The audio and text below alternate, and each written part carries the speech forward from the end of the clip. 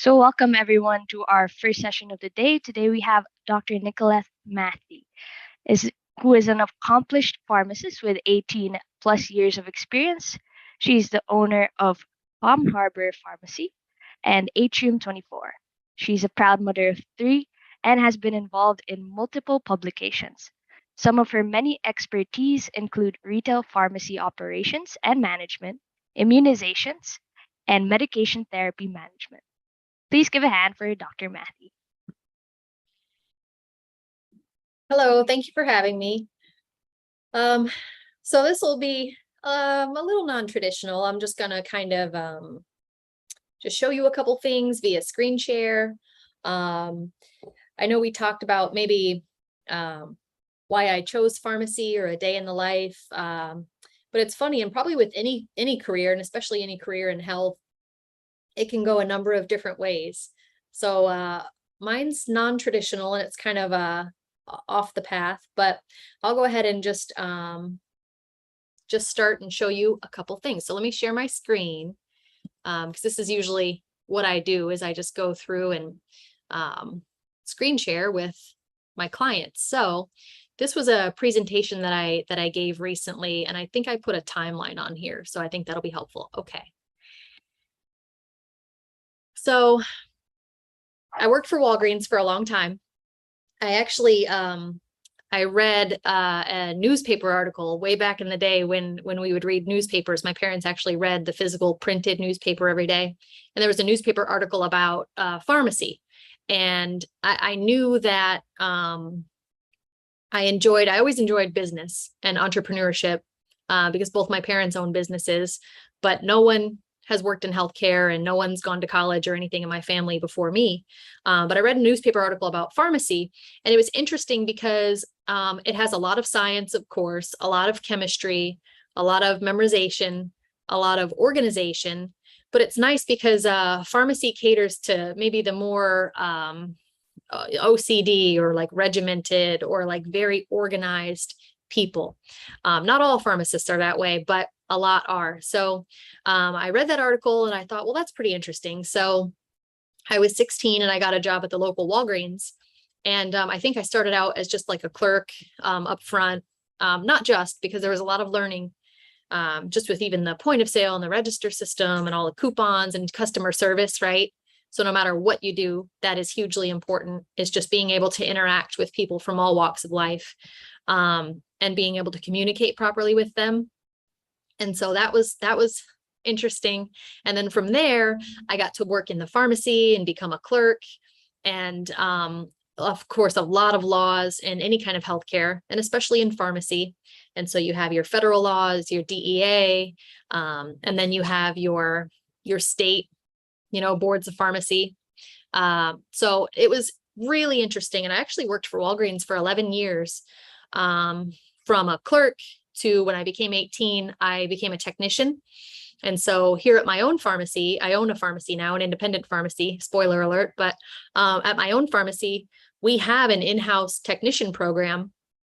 And under our pharmacist's supervision, we can actually train clerks to become pharmacy technicians, and then they can take a national exam and become a registered pharmacy technician. So I did that when I was 18. I took the national certification, CPHT.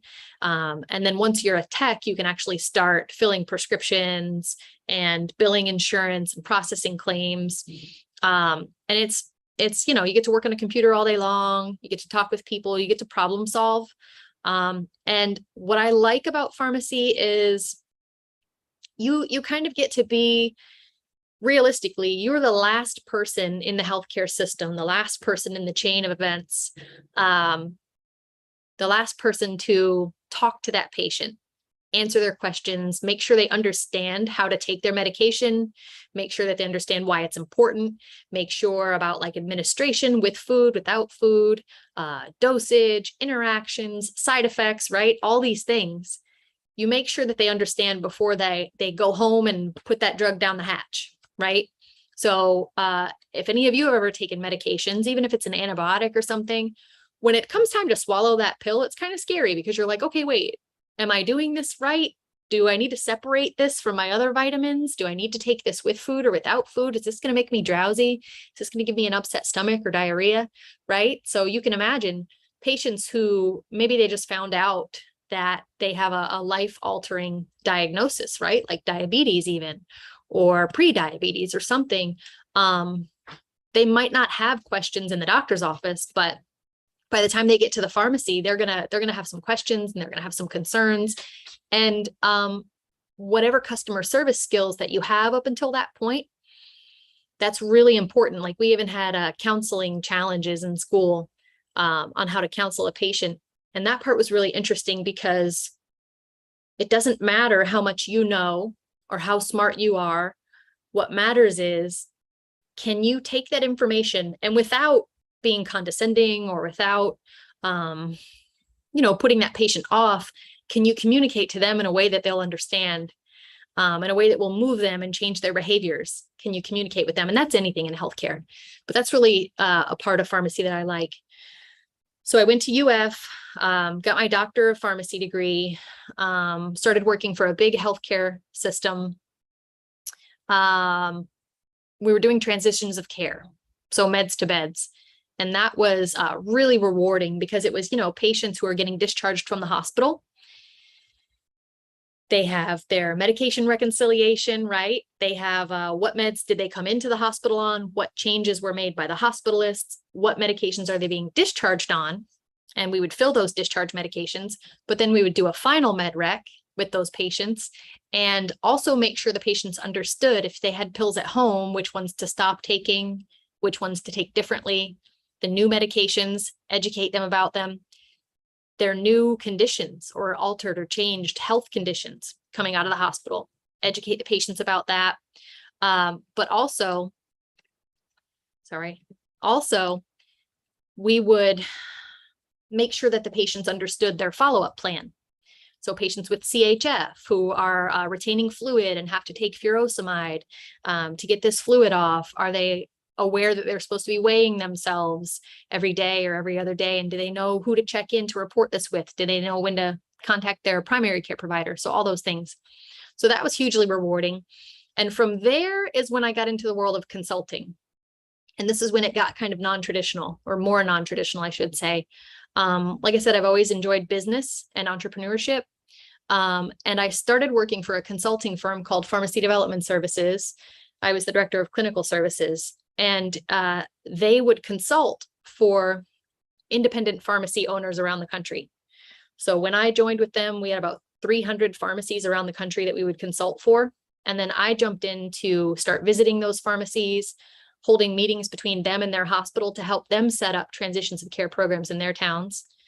And so TCM is still huge in healthcare. So if you work with any hospital system, transitions of care management is a huge, multifaceted role that a ton of departments need to fill, from case management to, of course, the physician side and planning for your patient's discharge and their follow-up plan and their medications and all that's really important.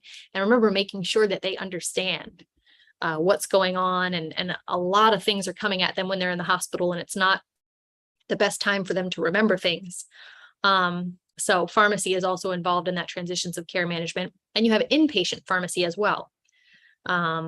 So then from there, while I worked at that consulting firm and was traveling all around, I bought my own pharmacy, which was always kind of a dream and a goal of mine. Here in Florida, where I live, Palm Harbor Pharmacy. That's been a whole thing. And it's interesting, from working for a chain and working for a corporation to owning my own pharmacy. It's a lot more work owning your own, because now I'm dealing with each insurance company myself and signing contracts and everything. HR for all of my employees, hiring, performance incentives, and annual reviews and all those fun things. And then, so I started my own consulting firm. So I left Pharmacy Development Services. They got bought by private equity. And I decided to leave and start my own. And that's Atrium 24. That's my consulting firm. So I'll show you a couple of the things that we've built online. But it's been really exciting and interesting at the same time. So this is my pharmacy's website. We are in the Tampa, Florida area. Now, I will say, and I don't want to paint kind of just like a really rosy picture about pharmacy and tell you how great pharmacy is. I love it. I've always loved it. And it's tough. Pharmacy is a really tough industry right now. As with a lot of things in healthcare, right? I don't think anybody could straight face tell you that healthcare is a walk in the park. There are always challenges with payers. Any industry that bills insurance is tough.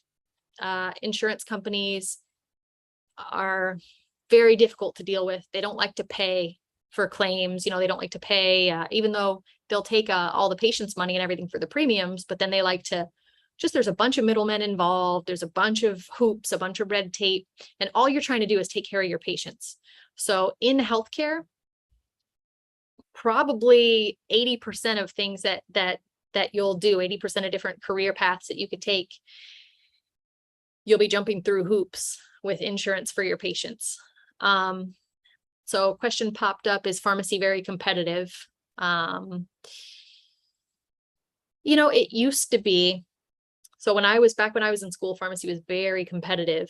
So your GPA had to be really good, and there weren't very many pharmacy schools. Now I would say there's definitely a lot more pharmacy schools.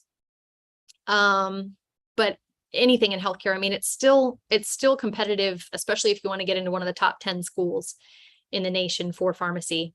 At the end of the day, if you're going to go into retail or business, or you're going to kind of forge your own path, a degree is a degree. If you get a doctor of pharmacy degree, and it's accredited, of course.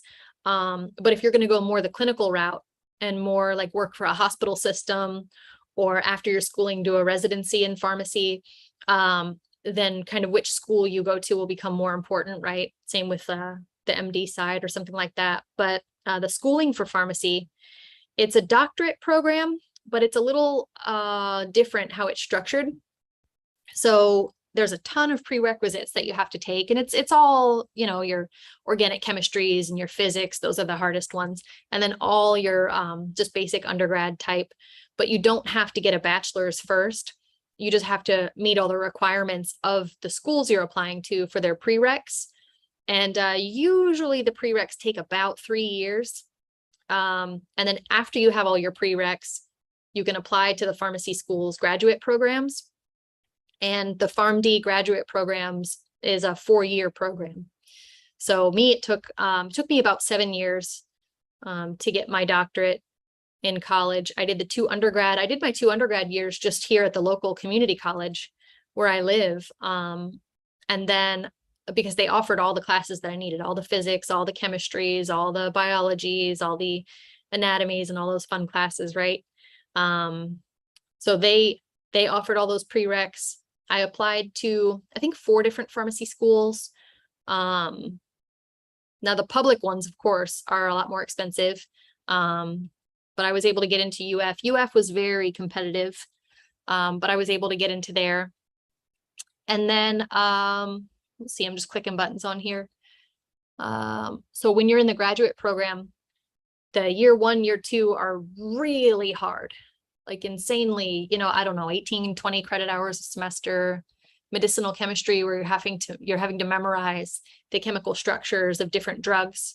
And of course, the pharmacogenetics and the pharmacodynamics and different pathways in the body that these drugs are metabolized. And you start to learn some really cool stuff like pharmacogenetics, which that'll show you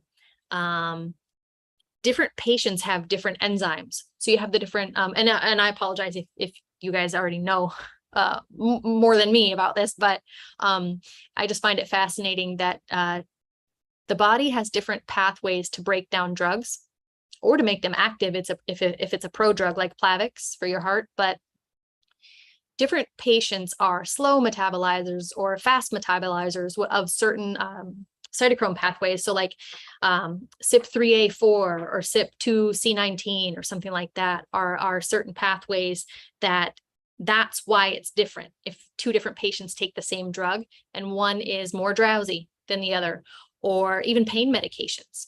Not all patients taking pain medications are drug seekers. by far not all patients. So we help a lot of pain patients, and some of them, if they take medications, they take their pain medications, it doesn't work that well for them, right? And it's because maybe in the pathway that drug is going down, they're an ultra rapid metabolizer. So that drug's getting eaten up and chewed out immediately and out of their system. So it's actually not helping them. So we learn about all those things in school. And there's different tests that you can kind of administer to a patient, a cheek swab, and you can run the whole panel to see their PGX makeup. Let's see, another question coming in. What's the transition from a science pharmacy career to a science consulting career like? How easily is the science knowledge applied? Or would you need a lot of new knowledge like an MBA? What's funny about that?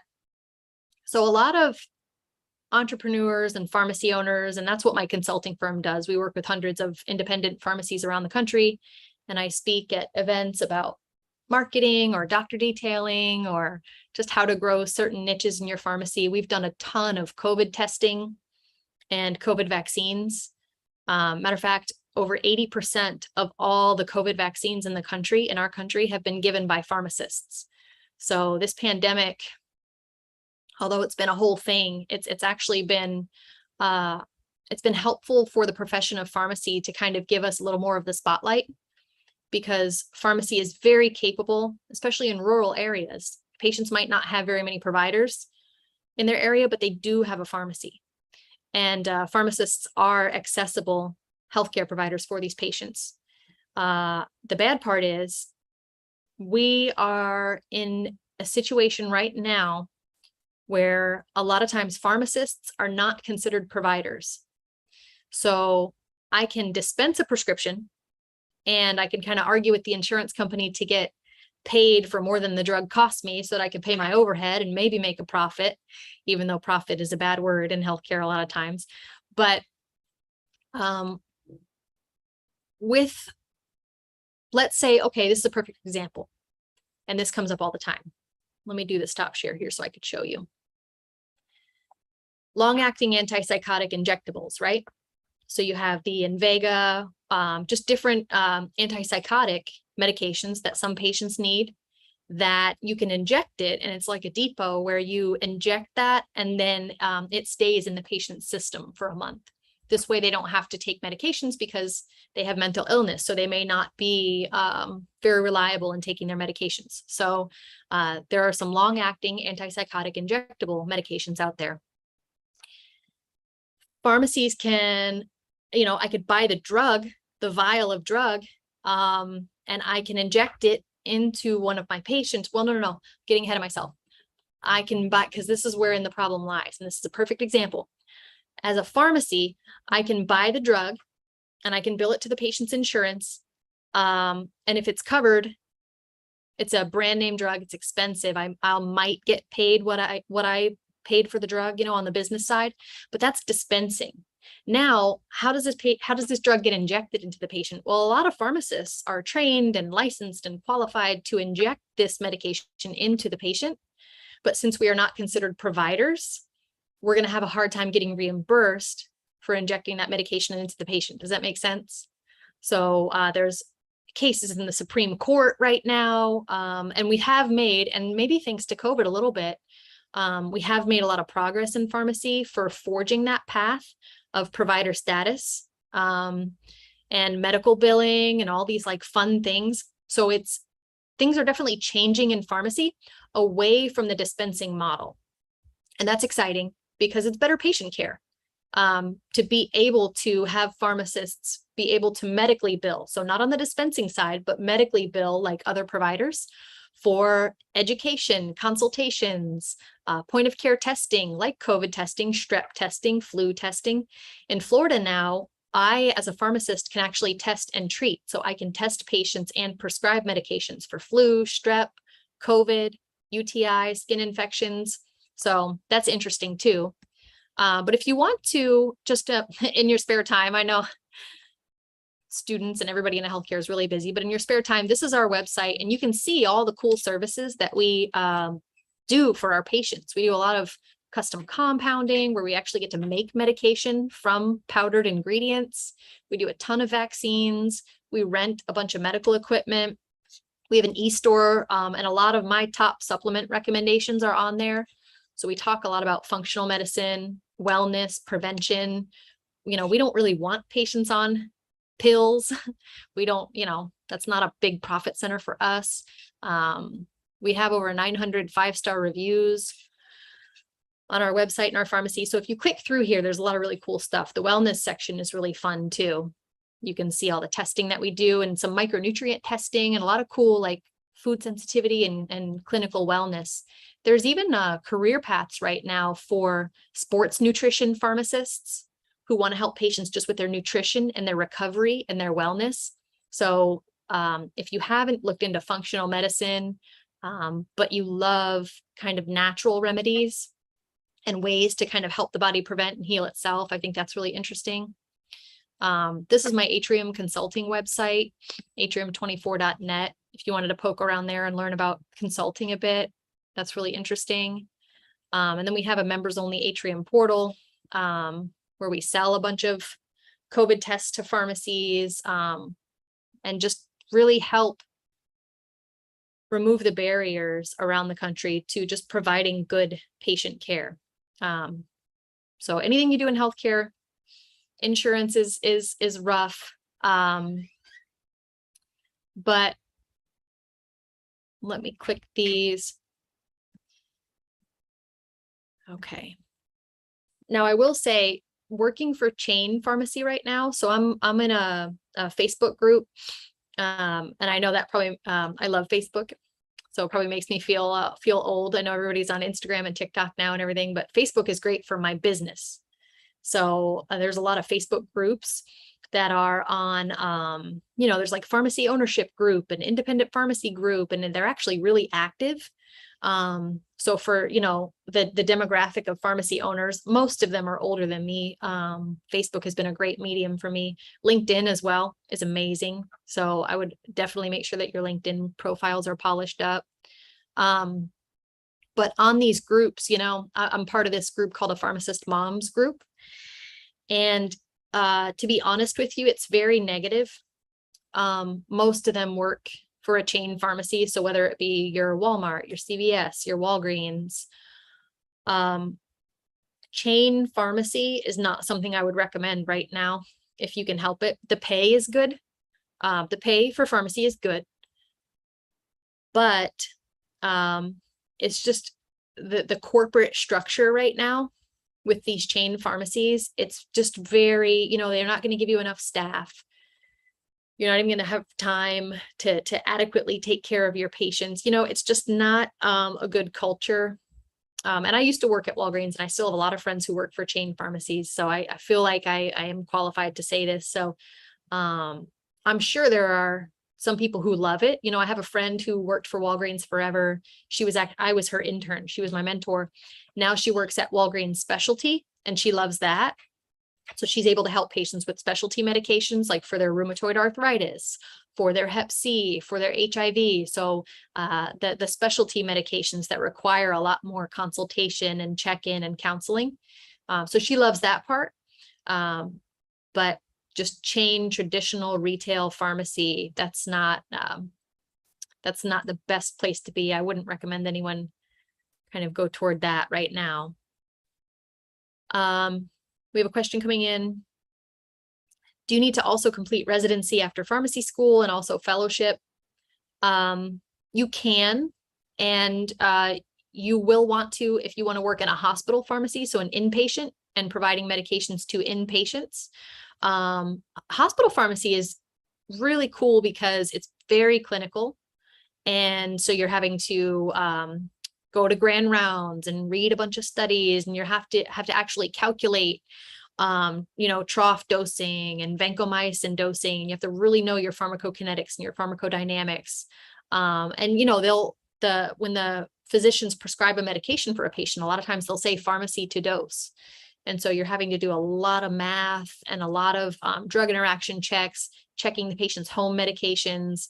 Maybe you're rounding with the team in the hospital. So hospital pharmacy is very interesting. So that in that instance, if that's what you wanted to do, and in pharmacy school, your final year, that 4th year of graduate school, so it'll be like your 7th or 8th year total, You will have rotations. So you'll have a 1-month rotation in different settings. And you will likely have a lot of exposure to hospital. You'll also have exposure to ambulatory care.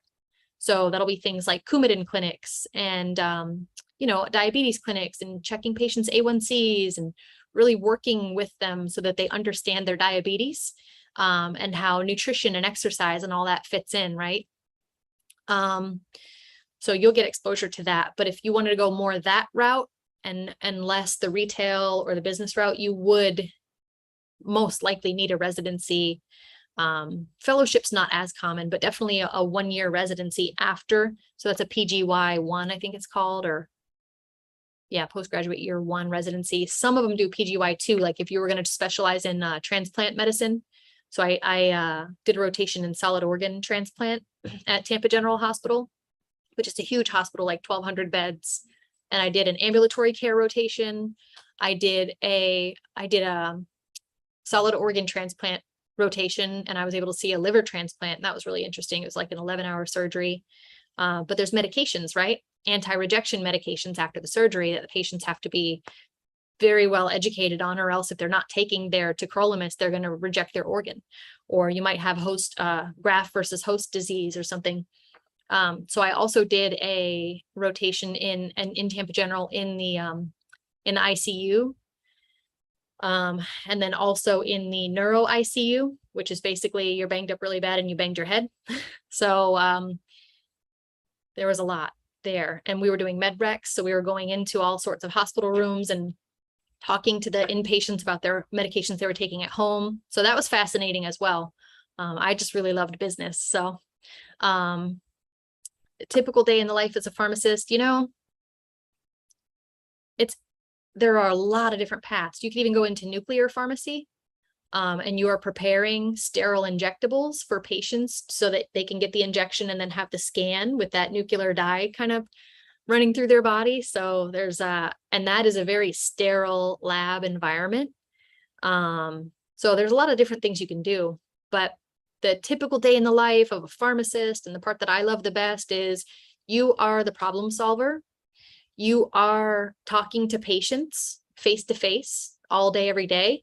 You're talking to providers on the phone, trying to help, you're figuring out insurance coverage. You are going out from behind the counter and talking to patients about, oh, your husband's coming home from rehab, and what kind of like home healthcare devices can I help you with so you can bring home and get him home comfortably and be able to take care of him?